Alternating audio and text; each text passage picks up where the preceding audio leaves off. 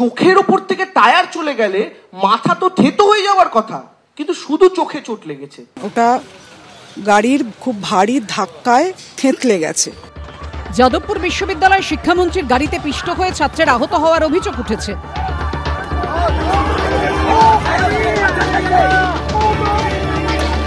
চোখে আঘাত নিয়ে হাসপাতালে ভর্তি ইংরেজি অনার্সের প্রথম বর্ষের ছাত্র ইন্দ্রানুজ রায়।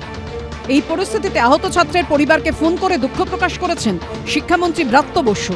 কিন্তু উল্টো দিকে শিক্ষামন্ত্রীর গাড়ি চাপার অভিযোগ খারিজ করতে মরিয়া চেষ্টা চালিয়ে যাচ্ছে তৃণমূল। সোমবার স্কুটার তত্ত্ব তোলার পর এবার আহত ছাত্রের আঘাতের ধরন নিয়ে প্রশ্ন তুলল তারা। যদি চোখের ওপর দিয়ে টায়ার যেতে হয়, স্বাভাবিক বুদ্ধিতে যেটা বলে আমাদের চোখকে টায়ারকে টাচ করতে হলে তার আগে কমপক্ষে নাকের হাড়, কপালের হাড় এবং গালের এই উঁচু অংশের হাড়কে ভাঙতেই হবে, কারণ চোখ এই তিনটের মাঝখানে অবস্থিত। কিন্তু তার কি নাকের হাড় ভেঙেছে, কপালের হাড় ভেঙেছে, গালের হাড় ভেঙেছে? না। তার মানে চোখের ওপর দিয়ে টায়ার যাওয়ারও গল্প সত্য নয়, বডির ওপর থেকে গাড়ি যাওয়ারও গল্প সত্য নয়। যদিও হাসপাতালের বেডে শুয়ে আহত ইন্দ্রানুজ রায় এদিনও জানিয়েছেন সেদিন বারবার বলা সত্ত্বেও গাড়ির গতি কমানো হয়নি।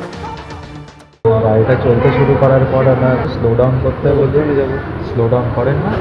চিকিৎসাধীন পড়ুয়ার আঘাতের ধরন নিয়ে তৃণমূল যে প্রশ্ন তুলছে তা সরাসরি খারিজ করে দিয়েছেন আহত ছাত্রের মাও। ডাক্তারকে আমি আজকে সরাসরি জিজ্ঞেস করেছি আঘাতটা কিসের, তো উনি বলেছেন যেটা ফাইন কাট নয়, এটা একটা স্ম্যাশ।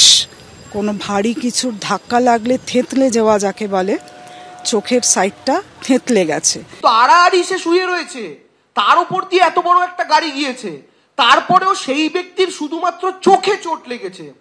এটা কি করে সম্ভব? কোন অঙ্কে সম্ভব? এটা ডাক্তার যা অভিমত দিয়েছেন যে এটা থেতলে যাওয়া জিনিস, কাঠ নয়। কোনো ভারী কিছুর ধাক্কা লাগলে এভাবে থেতলানো সম্ভব। শেষ অবধি যখন পড়ুয়ার আঘাতের ধরন নিয়েও আমরা ওরা। কৃষ্ণেন্দু অধিকারী ও সন্দীপ সরকারের রিপোর্ট, এবিপি আনন্দ।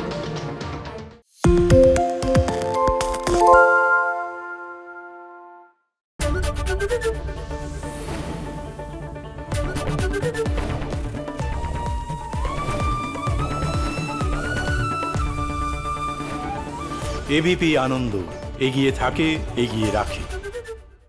সত্য অন্তহীন, সত্যের খোঁজও তাই, সত্য সন্ধানে তাই আমরা অক্লান্ত, অকুতভয়। এবিপি আনন্দ নতুন ভাবনার প্রতীক, যা মনে মুক্ত, তথ্যে যুক্ত এবং যাবতীয় সীমানার বাঁধন থেকে মুক্ত।